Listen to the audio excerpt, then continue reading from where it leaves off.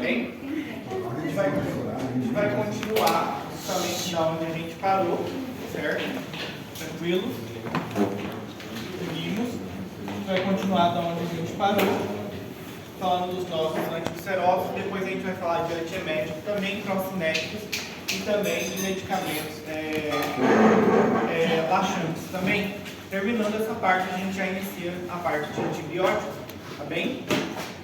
Tem muito conteúdo, justamente eu não cancelei a aula com vocês, porque é muito importante essa parte de fármaco, a gente tem muita coisa para ver, certo? Então a gente vai dar uma acelerada um pouquinho, e eu peço para vocês, se tiverem alguma dúvida, guarda para o final, de vocês para não ficar toda hora interrompendo a aula, eu peço para vocês para a aula andar um pouquinho mais. Seu microfone é ligado, doutor. Tá. Certo? Então a gente vai ver essa parte aqui. A gente vai continuar, vamos falar dos inibidores da bomba de prótons agora, certo?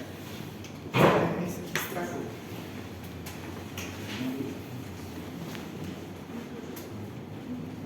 A extensão que eu vou fazer vai ser com vocês, certo? E o pessoal do quinto semestre. A gente vai marcar uma extensão, só que não por agora, já falei com a Selene, inclusive. Mas a gente vai marcar, possivelmente depois da parcial. A gente vai para algum local, justamente fazer uma extensão, certo? Agora não, porque a gente não pode perder aula, tá bem? Então seguimos com a nossa aula. Semana passada... Sem interromper, desculpa, eu já ia arrecadando as medicações, né? Sim, podem, se vocês quiserem já, certo? Já fazendo essa parte, se organizando também, já podem fazer. Que justo com vocês aqui eu vou, certo? Da parte de farmacologia. Seria interessante a gente passar primeiro pela parte de antibióticos e pela parte de antiparasitários e antimicóticos, até mesmo antes da gente ir para essa extensão. Daí vocês já teriam noção também, certo? Então, semana passada a gente falou dos antagonistas de receptores de H2 e a gente falou principalmente de cimetidina, ranitidina e famotidina, somente repassando e relembrando, certo? Hoje, semana passada, faltou essa parte para a gente terminar dessa parte dos antagonistas de H2. Aqui a classificação relacionada ao embaraço de cada um deles. Ou seja, de risco aqui nenhum é grupo A. Ou seja, podemos utilizar na gestação, porém com muita precaução. Então, somente aqui para baixo, aqui já são o quê? Os inibidores da bomba de prótons, que a gente vai falar agora. E aqui são os antagonistas de H2, cimetidina, ranitidina e famotidina. Todos são classificação B, certo? Se pode administrar na lactância? Sem problema também, certo? Lisatidina não, né, doutor? Hã? Lisatidina não, né? Não. Certo? Seguindo, os inibidores da bomba de prótons, nesse mecanismo aqui, certo? A gente vai falar de forma geral de quem? Omeprazol, lansoprazol, esomeprazol, pantoprazol, rabeprazol também. E agora tem o dexlansoprazol também. Os melhores que a gente tem aqui desse daqui, hoje em dia, um dos melhores é o dexlansoprazol, porém é muito caro. É um dos melhores que a gente tem hoje. Por quê? Observe que justamente cada um é da mesma família, todos têm a mesma função, mas o que modifica é alguma estrutura química e faz com que esse medicamento ele tenha uma função muito maior no organismo. E um dos melhores aqui que a gente tem é o dexlansoprazol, mas é muito caro. Então, normalmente, o que a gente indica para os nossos pacientes? O omeprazol. O mais indicado é o omeprazol, certo? É importante que vocês se lembrem desses nomes. Observem que todos eles terminam com prazol no final. Omeprazol, esomeprazol, lansoprazol, porque todos são da mesma estrutura e todos da mesma formulação química. O que a gente vai falar justamente é o quê? Que esses medicamentos, eles são conhecidos por serem inibidores da bomba de prótons. Às vezes a gente fala, ou refere justamente, ou citamos inibidores da bomba de prótons. Qual que é o tratamento para um paciente que tem gastrite? Inibidores da bomba de prótons. Aqui a gente está falando de forma geral de omeprazol, lansoprazol, de todos eles, porque o mecanismo de ação deles é o quê? É igual para todos. Aqui, justamente como eu falo, eles são inibidores dessa bomba de prótons que atuam bloqueando de forma irreversível, não é reversível, justamente a ATPasa. Ou seja, essa ATPasa, ela faz justamente a troca, ela coloca para dentro potássio e traz para fora hidrogênio. E justamente o hidrogênio, ele é importantíssimo na formação do ácido. Então a nossa intenção justamente com esse medicamento, é fazer o quê? Inibir a produção do ácido. Então a gente inibe diretamente essa bomba. Acho que tem uma imagem.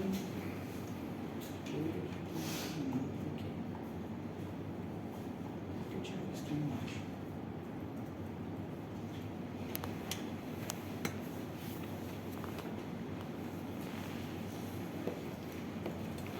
Acho que é no início. Então,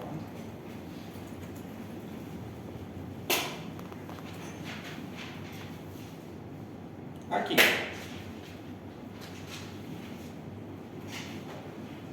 Observem, aqui é onde justamente está a minha bomba de prótons. É justamente chamada de epipase também. E aqui acontece uma substituição, ou seja, traz hidrogênio e manda para dentro o quê? Potássio. O que acontece é que inibe essa bomba justamente para que não passe justamente o quê?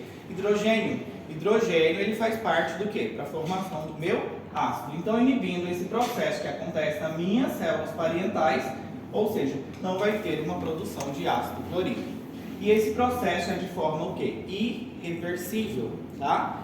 Porque, normalmente, quando que a gente toma esse medicamento, omeprazol, qualquer um deles, quando que a gente toma? A gente tem que tomar em jejum. Quantos minutos antes da comida, normalmente? 30 minutos, de 20 a 30 minutos a gente tem que tomar antes. Então, pela manhã, você tem que saber indicar para o seu paciente que pela manhã, logo quando ele despertar, ele antes do café da manhã, ele tem que tomar os inibidores da bomba de prótons, certo? Justamente porque quando vocês começam, agora vocês estão talvez com fome, certo? Se vocês mascarem chiclete ou consumirem alguma coisa nesse exato momento, vai estimular o quê? A produção de ácido. Então, automaticamente, quando vocês fazem isso, mascam chiclete ou consomem alguma coisa, vocês estão estimulando, já começa, o seu estômago entende que automaticamente vai receber algum alimento. Por isso que algumas pessoas que mascam muito chiclete tendem a ter o quê? Gastrite também, podem desenvolver, justamente devido a esse fator também. Mascam o tempo inteiro chiclete e isso vai estimulando o quê? O estômago entende que está para receber algum alimento e na realidade não está recebendo nada. E isso aumenta justamente a secreção de ácido. Logo pela manhã, então, você tem que orientar o seu paciente a fazer essa inibição da bomba de prótons para reduzir essa produção de ácido, certo? Uma vez que esses inibidores da bomba de prótons é justamente para quê? Para reduzir esse ácido que vem causando justamente uma gastrite. Aqui a gente já tem um paciente com, por exemplo, uma gastrite ou uma úlcera. Tranquilos até aí? Os efeitos secundários relacionados aos meus inibidores das bombas de prótons é muito raro aparecer. Normalmente aparecem os mais comuns, que são dor de cabeça, náusea, diarreia, dor abdominal pode acontecer também, e fadiga também, e vertigo também pode acontecer. Isso pode chegar a passar, mas é muito raro que justamente os inibidores da bomba de prótons venham justamente causar algum efeito adverso. É muito raro um paciente ele tomar justamente um inibidor da bomba de prótons e chegar para você e falar que não se adaptou. Muito raro, certo? Então, por quê? Um dos que mais a gente vem utilizando aqui dentro é justamente o omeprazol. Por ele, uma pela questão do custo também, a gente compra uma cartelinha na farmácia por R$10 e aí vem 10 comprimidos, 20, não sei, mas é muito barato, R$7,50 vem 30 comprimidos. Ele não é um medicamento caro. A questão da biodisponibilidade dele não é tão boa, por isso que justamente vai havendo outras formulações que fazem melhorar esse processo de biodisponibilidade. Observe que do meu omeprazol é de 40% a 65%.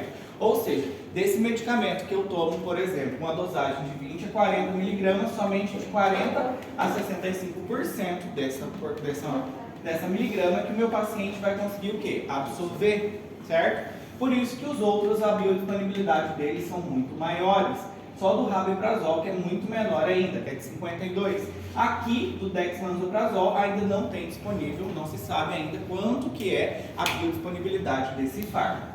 A dose de cada um deles, normalmente o paciente ele faz uma toma diária, começa justamente com uma dose pequena e depois automaticamente ele pode tomar uma dose muito maior. Nesse caso, o que você passa inicialmente para o paciente é o omeprazol, 20 mg, certo? Nesse caso aqui, se eu sei que é um paciente que vai fazer um tratamento, qual é a principal causa de gastrite que a gente falou na última aula? veio? Uso de AINES, muito bem. Se o paciente ele vai fazer um uso de AINES, eu sei que é um paciente que tem justamente uma patologia, por exemplo, uma osteoartrite, e ele precisa fazer um tratamento de certa forma, que ele é crônico, eu preciso justamente pensar que esse paciente vai precisar de um inibidor da bomba de prótons. Ele vai precisar sim ou sim tomar um medicamento, vai precisar proteger justamente a mucosa gástrica dele, certo? Porque, se recordando dos nossos AINES, certo? Dos AINES, o que eles fazem? Justamente o ácido araquidônico, ele vai justamente metabolizar, justamente vai formar as nossas COX, COX-1 e COX-2. Isso acontece todos os dias, a 2 principalmente, que ela é fisiológica. A 2, por exemplo, a 1, por exemplo, ela vai agir justamente na formação de prostaglandinas. As prostaglandinas, ela tem uma função muito importante aqui pra gente. A nível de estômago, é principalmente o quê? Vai justamente fazer a formação do muco, um muco que, por exemplo, se recorda que o nosso epitélio é justamente um epitélio cilíndrico simples do nosso estômago. Aqui, automaticamente,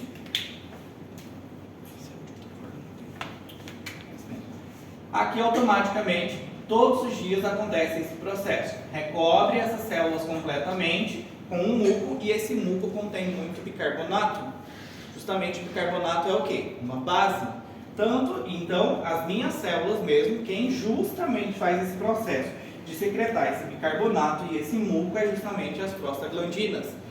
Feito isso, está protegido todos os dias. Perfeito. No caso que a gente falou do Helicobacter pylori e dos AINES, o que acontece é justamente um processo onde, quando eu tomo os meus AINES, o que acontece?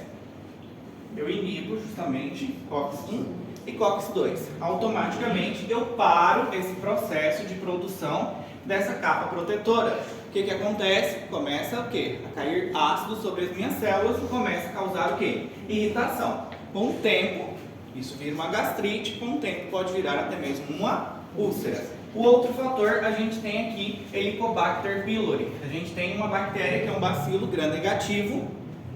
A mesma situação acontece aqui.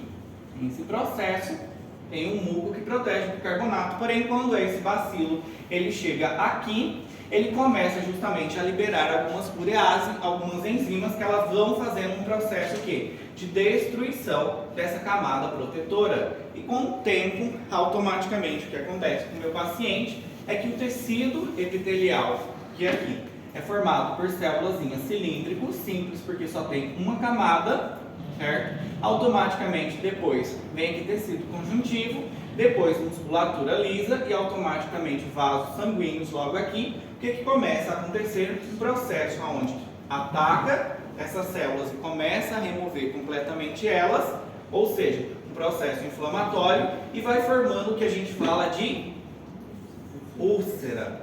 E aqui já faz o quê? Um processo, toda úlcera é um processo de escavação. Escavou, causou um escavamento, e se continuar esse processo de lesão, o que pode acontecer? Esse vaso sanguíneo aqui pode ser atingido. Então começa justamente um processo de sangramento. O paciente pode sangrar. Em outros casos mais extremos, pode acontecer até mesmo de perfuração. Uma das complicações.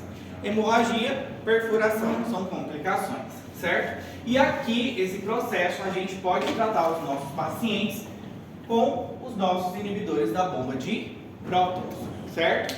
A gente administra, normalmente aqui fala 1 hora antes da comida, mas é recomendado que em 30 a 20 minutos você já tome o comprimido. Ele não vai fazer o processo de dissolver no estômago, ele dissolve somente no intestino. Isso pelas características farmacológicas que o fármaco sofre, por isso que você não pode tomar com alimento. Comeu, porque senão ele vai ficar justamente aonde? No seu estômago, sofre a ação do ácido e automaticamente perde a sua função. Então ele tem que justamente passar de forma correndo para onde? Para o meu intestino, para que ali comece o processo, a farmacocinética, o processo dele ser o quê? Absorvido, certo? Tranquilos até aí? Com o estômago cheio, ele nem perde disponibilidade, não, ele perde tudo. Né? Perde tudo, não tem uma função. Uma pequena quantidade pode ser que passe, mas boa parte perdida perde essa função devido à ação do ácido ali. Certo? Seguimos. Então, para que alcance um efeito de forma correta, precisa de um período de pelo menos de 3 a 4 dias, certo? Pelo menos de 3 a 4 dias. O paciente iniciou o tratamento, ele já não vai receber a cura inicialmente, jamais. Aqui a gente tem um exemplo, por exemplo, de úlcera péptica causada justamente por Helicobacter pylori. A gente vai falar do tratamento mais farmacológico, mas a gente sabe que para tratar um paciente com Helicobacter pylori a gente faz o quê? Um combo. É 14 dias de tratamento e alguns que podem ser utilizados é o omeprazol, claritromicina, amox para fazer o tratamento. Um período de 4 dias, certo? Tranquilos? A intenção disso é o quê? Eu preciso eliminar o meu micro-organismo, eu preciso eliminar a minha bactéria, certo? Depois que eu elimino o meu micro-organismo, automaticamente começa um processo que favorece a cicatrização desse epitélio. Eu preciso recuperar esse epitélio. O epitélio ali, ele consegue ser o quê? Recuperado. As célulazinhas aqui, as célulazinhas, elas conseguem, todos os dias acontece um processo de regeneração.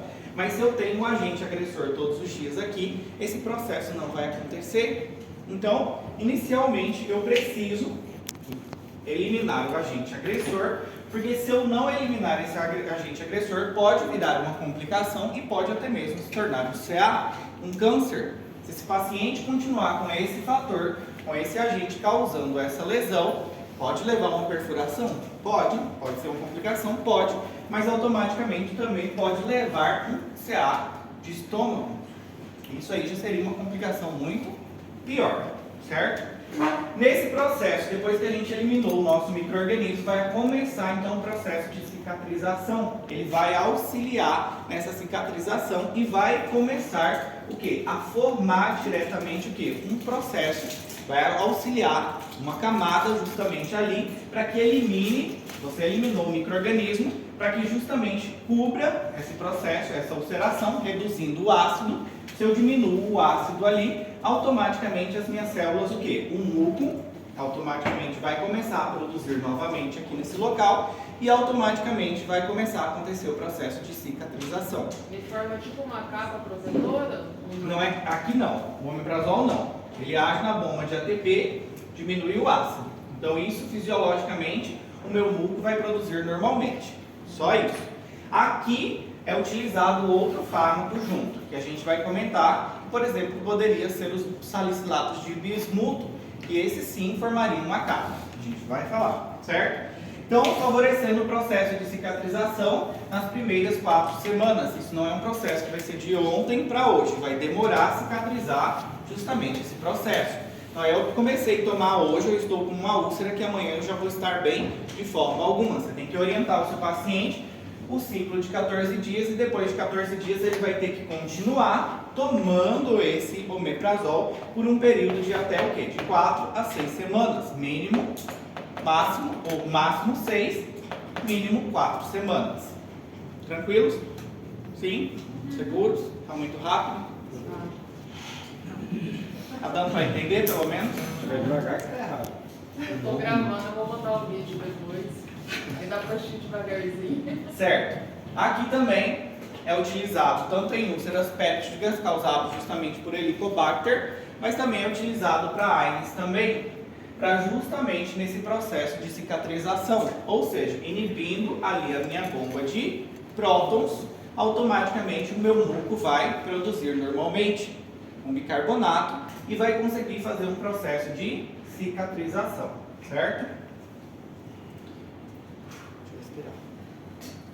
Dispépsia também não ulcerosa. Quando a gente fala de dispépsia não ulcerosa, o que seria dispépsia?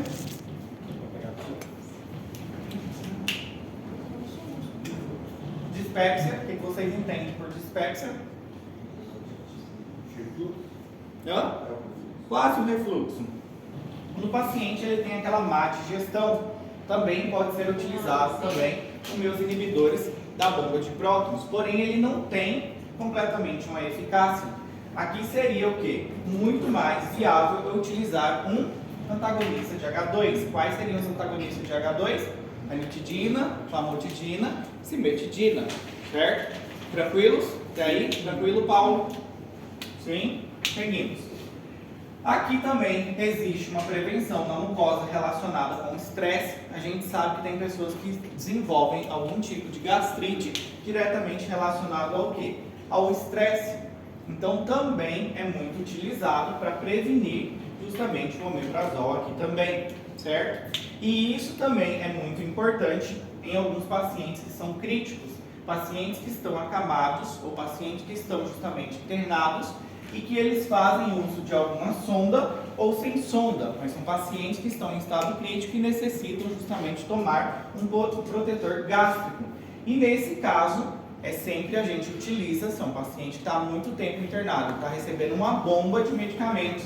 Se for por sonda nasogástrica, a gente utiliza omeprazol a cada 12 horas no primeiro dia e depois a gente continua uma vez ao dia. Isso sempre no período da manhã.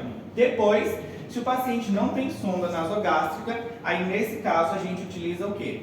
Um inibidor, um antagonista justamente dos receptores de H2, que poderia ser justamente ranitidina ou cimetidina, certo? Ou famotidina. Como a gente falou, os efeitos adversos, não tem muitos efeitos adversos.